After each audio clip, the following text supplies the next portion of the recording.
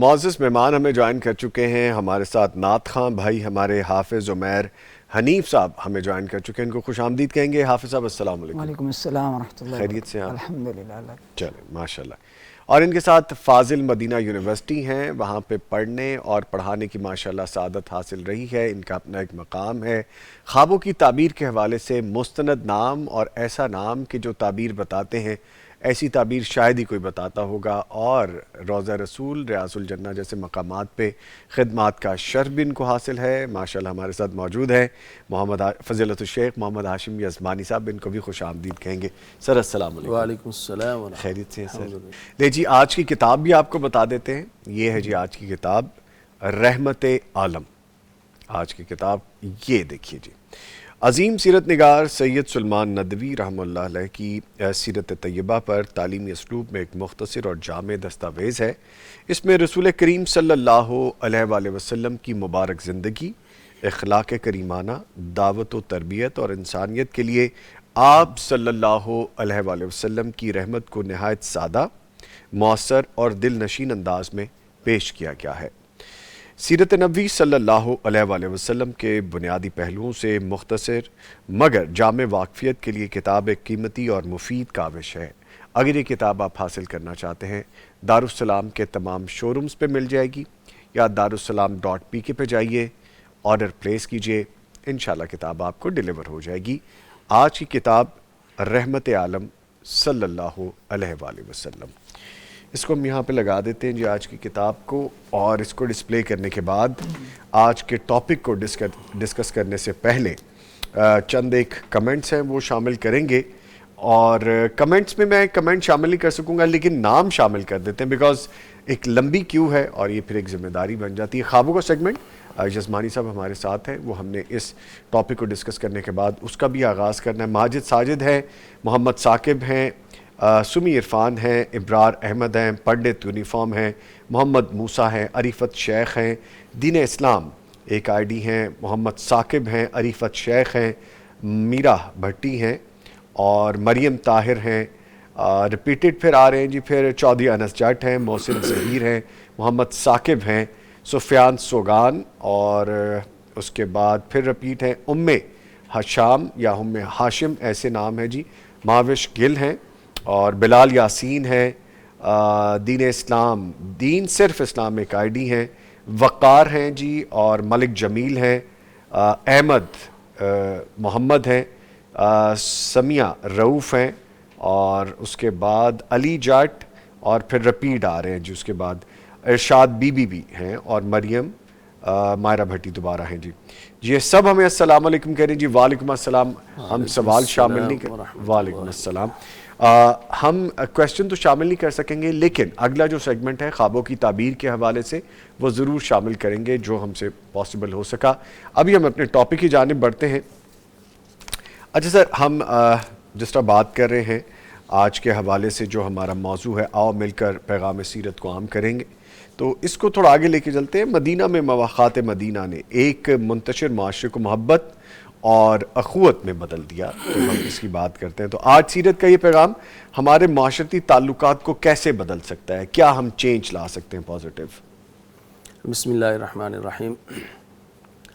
جس وقت نبی کریم صلی اللہ علیہ وسلم مدینہ منورہ کی طرف ہجرت کر کے تشریف لائے, تو وہاں پر جو لوگ بستے تھے مدینہ منورہ میں, ظاہر ان میں یہودی بھی تھے, اور کچھ لوگ پہلے جو مبلغین آپ صلی اللہ علیہ وسلم نے بھیجے تھے, حضرت مصعب بن عمیر رضی اللہ تعالیٰ عنہ, دیگر کے تبلیغ پر مسلمان بھی ہو چکے تھے آپ صلی اللہ علیہ وسلم کی تشریف آوری سے پہلے.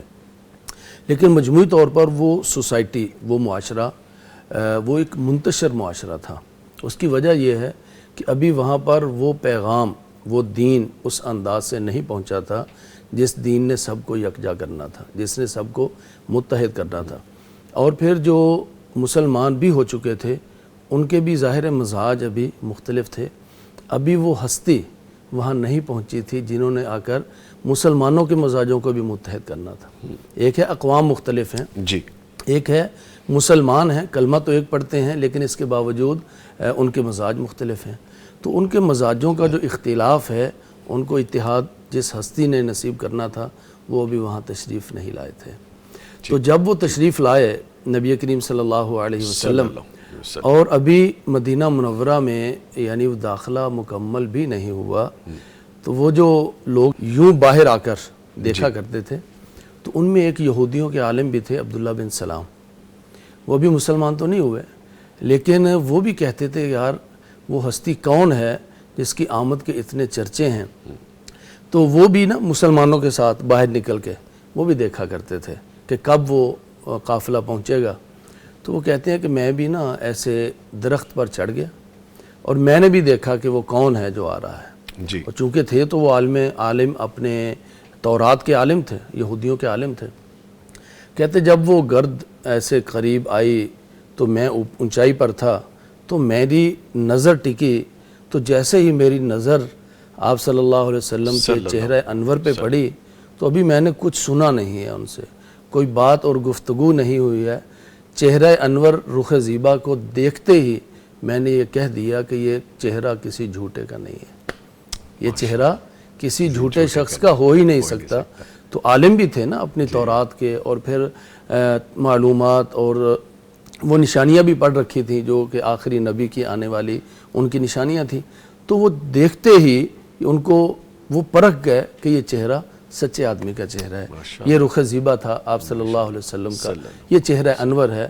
اور یہ چہرہ جس کو دیکھتے ہی عبداللہ بن سلام یہ پرکھ گئے، تو جب وہ چہرے والا خود اس منتشر مزاج کے اندر جلوہ فروز ہوا ہوگا، تو پھر ان لوگوں کی جو پہلے سے کلمہ پڑھ چکے تھے، تو ان کے مزاجوں کا اختلاف کیسے وہ مٹا نہیں ہوگا، کیسے وہ آپس میں اتفاق اور اتحاد سے نہیں بیٹھے ہوں گے۔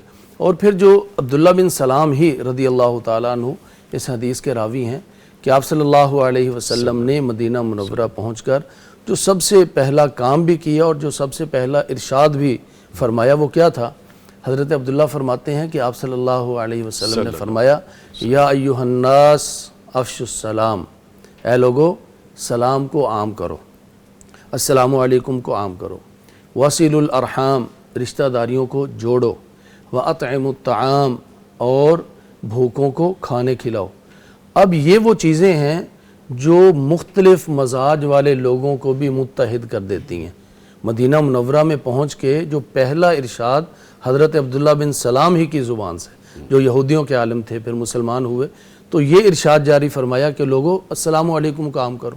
اب دیکھیے میرا اور آپ کا مزاج مختلف ہے، اور ایک ہی چھت کے نیچے بیٹھے ہوئے ہم 30-40 لوگوں کا مزاج ایک دوسرے سے نہیں ملتا۔ اچھا کسی کا مزاج ترش ہے، کسی کا مزاج ماشاءاللہ آپ شیخ بھٹی صاحب کو دیکھتے ہیں مسکراتے رہتے ہیں، کسی کا مزاج ہے سنجیدگی ہے، کسی کا مزاج کسی طرح کا ہے، مختلف ہے۔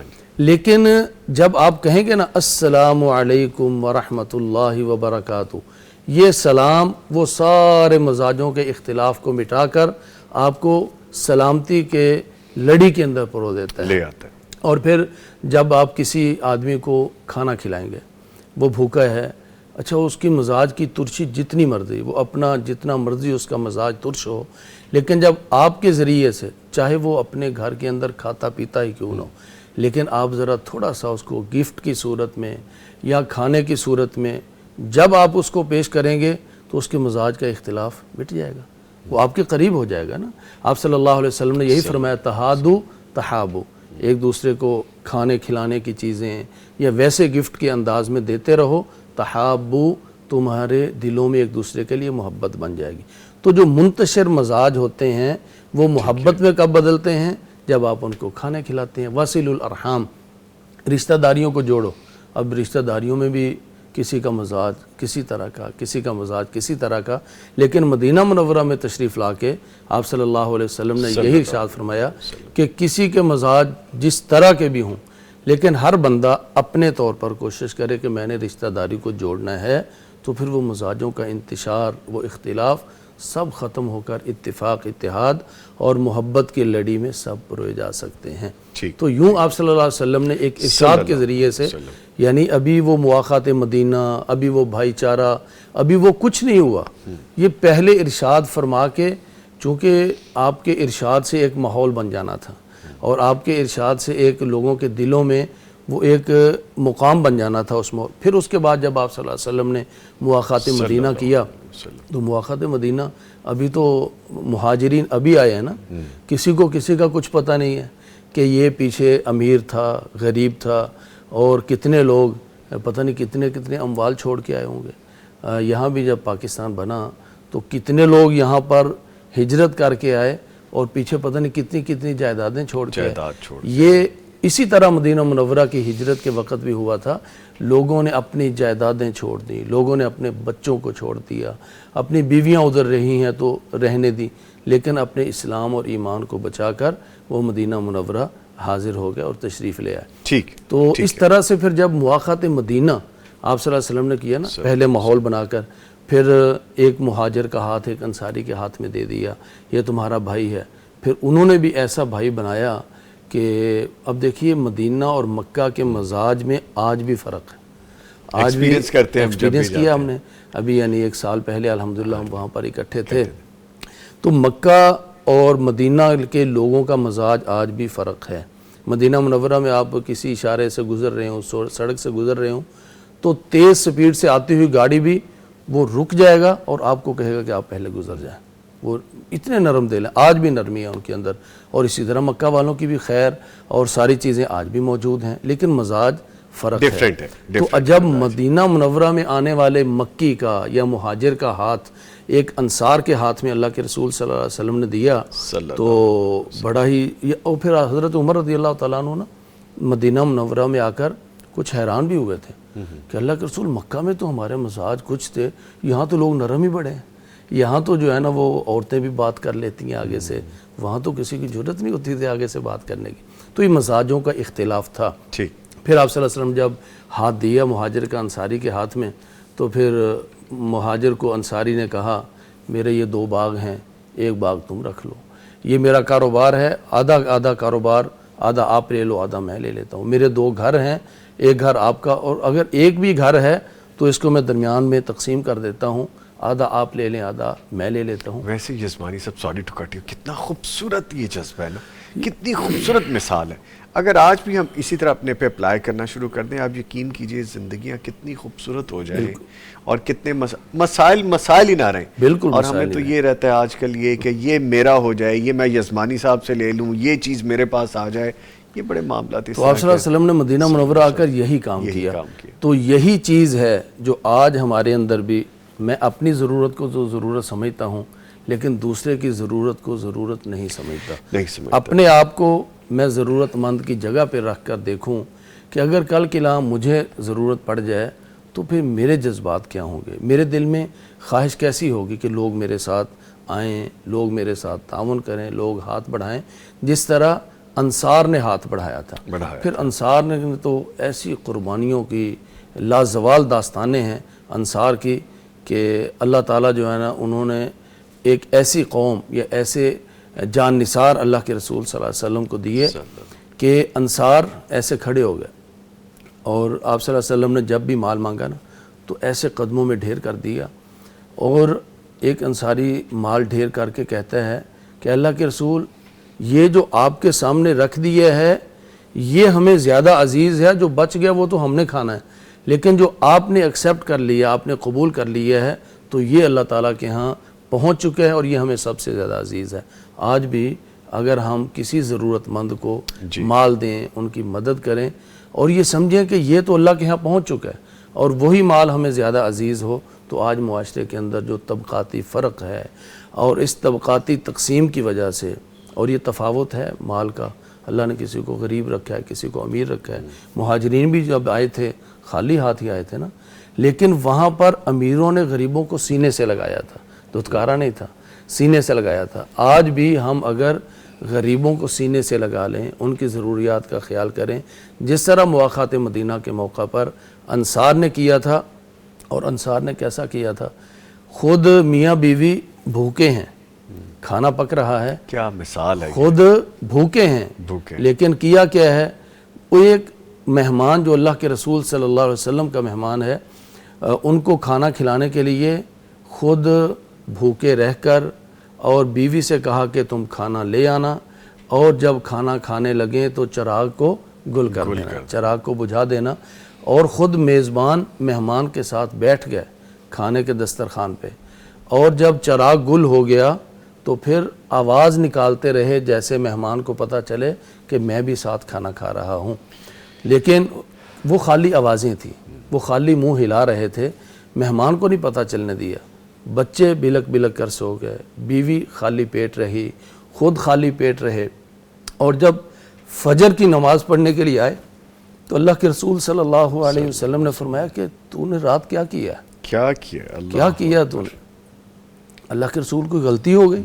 آپ کے مہمان تھے، ان کی میزبانی میں کوئی کمی رہ گئی؟ نہیں، اللہ نے آسمان سے قرآن اتارا ہے، وَيُؤْثِرُونَ عَلَىٰ أَنفُسِهِمْ وَلَوْ كَانَ بِهِمْ خَصَاصَةٌ، جو میں نے مہمان بھیجا تھا اس کا پیٹ بھرنے کے لیے تمہارے گھر کے سب افراد بھوکے رہے ہیں اور تم نے اس کا پیٹ بھرا ہے، اللہ بھی تمہاری اس ایثار اور قربانی پر مسکرایا ہے، اور آسمان سے قرآن اتار دیا کہ انصار تو وہ ہیں جو اپنے پیٹ کو بھوکا رکھ کر دوسروں کو ترجیح دیتے ہیں اور ان کے پیٹ کو بھرتے ہیں۔ اللہ اکبر۔ تو یہ چیز اگر آج ہمارے اندر آ جائے، ہمارے تو گودام بھرے ہوئے ہوتے ہیں، ہمارے تو بینک بیلنس بھرے ہوئے ہوتے ہیں، لیکن کوئی سوالی آ جائے، کوئی ضرورت مند کا ہمیں پتہ بھی چل جائے، صاحب پھر بھی نیت نہیں بھرتی، پھر بھی پیٹ نہیں بھرتا، پھر بھی ہمارا دل ان کے ہاں تھا ہی اتنا جو صرف بچے اور بیوی کھا سکتے تھے، لیکن وہ بھی انہوں نے وہاں پر لٹا دیا۔ یہ وہ مثالیں ہیں جن سے ہم نے سیکھنا ہے، یہ وہ بات ہے جو ہمیں اپنے اوپر طاری کرنی ہے، عمل کرنا ہے، جس سے اسی بات کو میں جزمان صاحب تھوڑا سا آگے لے کے جاؤں گا۔ میں نے روکا اس لیے کہ دل کے نرم ہے نا، تو ایک دم آنکھیں بھگو لیتے، تو تھوڑی بات چینج میں نے کی ہے اس طرح سے۔ اچھا، رسول کریم صلی اللہ علیہ وسلم نے لوگوں کی صلاحیت اور مزاج کو سمجھ کر ان کی تربیت فرمائی ہے۔ سب کو ایک جیسا نہیں، سب کے مطابق جس کی جیسی نیچر ہے، جیسے بھی آپ بات کر رہے تھے، سب ڈیفرنٹ ہے۔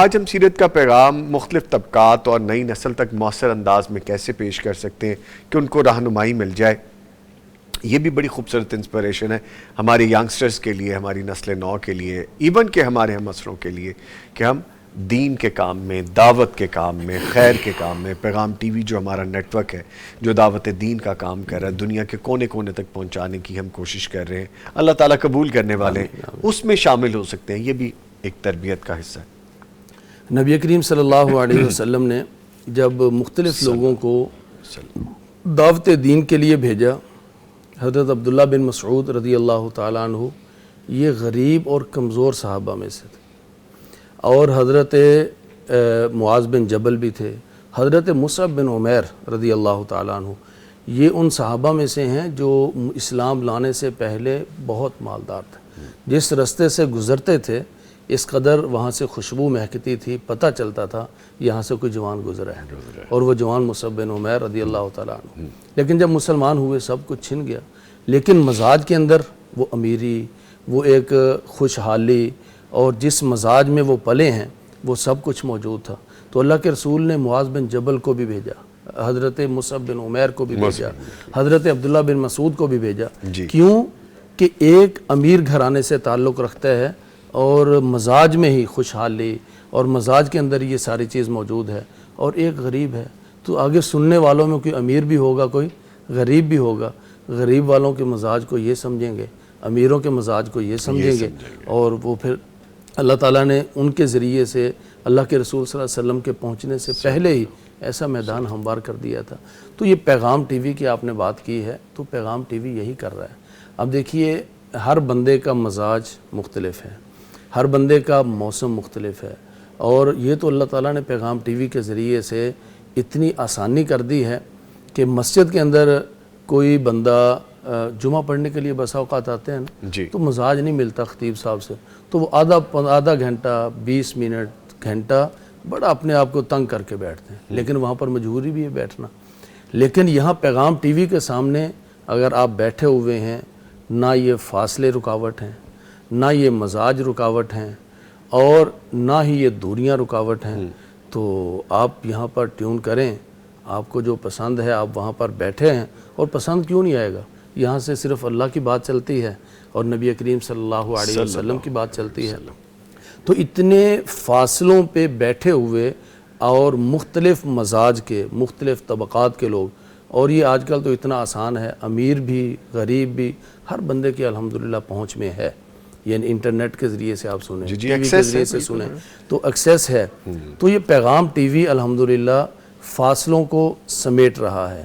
اور پہلے تو ایک ایک حدیث کو سننے کے لیے لوگوں کو سینکڑوں میل سفر کرنا پڑتا تھا. ہاں جی, سینکڑوں میل سفر کر کے وہ ایک حدیث سن کے پلٹ آتے تھے اور وہاں سے کچھ کھاتے بھی نہیں تھے. کیوں؟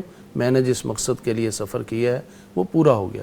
تو یہ پیغام ٹی وی وہ سینکڑوں ہزاروں میلوں کے فاصلے سمیٹ رہا ہے اللہ کی توفیق سے. آپ گھر میں بیٹھے ہیں, گھر میں 2 کمروں میں 2 ٹی وی لگے ہوئے ہیں. بعض دفعہ ایسا بھی ہوتا ہے ہر کمرے میں الگ الگ ہے, جی تو میاں بیوی الگ سن رہے ہیں, ماں باپ سن رہے ہیں, ادھر بیٹیاں سن رہی ہیں, بیٹے سن رہے ہیں. ایک ایک گھر میں کتنے کتنے افراد اس پیغام ٹی وی سے مستفید ہو رہے ہیں, اور کروڑوں افراد تک جو یہ پیغام پہنچ رہا ہے. جیسے بھٹی صاحب بڑی خوبصورت جملہ بول رہے تھے کہ یہ جب کھاتے کھلیں گے نا تب پتہ چلے گا کہ ہم نے کروڑوں افراد میں سے کتنے لوگوں کی بھلائی کا ہم سبب بنے ہیں, ان کی ہدایت کا سبب بنے ہیں. تو اب کوئی بندہ یو کے میں بیٹھا ہے, یو ایس اے میں بیٹھا ہوا ہے, یا کسی اسلامی کنٹری میں جہاں بھی بیٹھا ہوا ہے, وہ پیغام ٹی وی سے متاثر ہو کے ایک تو وہ ہدایت پہ آ جاتا ہے الحمدللہ. اور کتنے لوگ آتے ہیں ہمیں نہیں پتہ. کئی لوگ تو کالز کر لیتے ہیں, کئی لوگ کال نہیں کرتے, کئی نہیں بتاتے, لیکن لا محدود لا تعداد الحمدللہ یہ نمبر ہیں کہ جو اللہ تعالیٰ کی توفیق سے پیغام ٹی وی سے ہدایت پا رہے ہیں. اب جو آدمی اتنی دور بیٹھے ہوئے پیغام ٹی وی کے ساتھ تعاون کرتا ہے, پیغام کلب کا ممبر بنتا ہے, تو وہ خود تو نہیں سینکڑوں ہزاروں میل دور جا کر ان کو تبلیغ کر سکتا, اور خود اس میں صلاحیت بھی اگر نہیں ہے گفتگو کرنے کی. لیکن یہاں پر جو گفتگو ہو رہی ہے, اگر وہ اس گفتگو کو نشر کرنے کا ذریعہ بن رہا ہے, اور نشر کرنے کا ذریعہ بھی مختلف طبقات میں بن رہا ہے, کوئی سخت مزاج ہے, کوئی نرم مزاج ہے, اور خواتین ہیں, مرد ہیں, جوان ہیں, بوڑھے ہیں, اور خاص طور پہ اس دور میں جو بزرگ ہیں, جی بڑا ایک فتنہ ہے کہ یہ سوشل میڈیا کے ذریعے سے خدا نخواستہ کوئی بوڑھا آدمی کوئی اس طرح کی ریلز دیکھنے لگ جائے کہ جو خدا نخواستہ اس کے لیے برے خاتمے کا ذریعہ بن جائے. یہی پیغام ٹی وی کی طرف اگر وہ منتقل ہو جائے گا تو اس کا خاتمہ بھی انشاءاللہ اچھا ہو جائے گا, اس کی اولاد کے لیے بھی صدقہ جاریہ ہوگا. اس لیے پیغام ٹی وی کے ساتھ بڑھ چڑھ کے پیغام کلب کے ممبر بن سکتے ہیں, پیغام کلب کے ممبر بھی بن سکتے ہیں, اور الحمدللہ یہ سلسلہ اب تک جاری ہے اور یہ جاری رہے گا انشاءاللہ. ٹھیک ہے جی, اس کے ساتھ ایک بریک لیں گے جی یہاں پہ, اور میں اپنے بھائی حافظ عمیر حنیف صاحب کو شکریہ ادا کروں گا. حافظ صاحب آپ تشریف لائے, آپ کے آنے کا شکریہ. ہاشم یزمانی صاحب ابھی ہمارے ساتھ موجود ہیں, خوابوں کی تعبیر کے حوالے سے ہم لائیو کالز بھی لیں گے. ملتے ہیں ایک بریک کے بعد.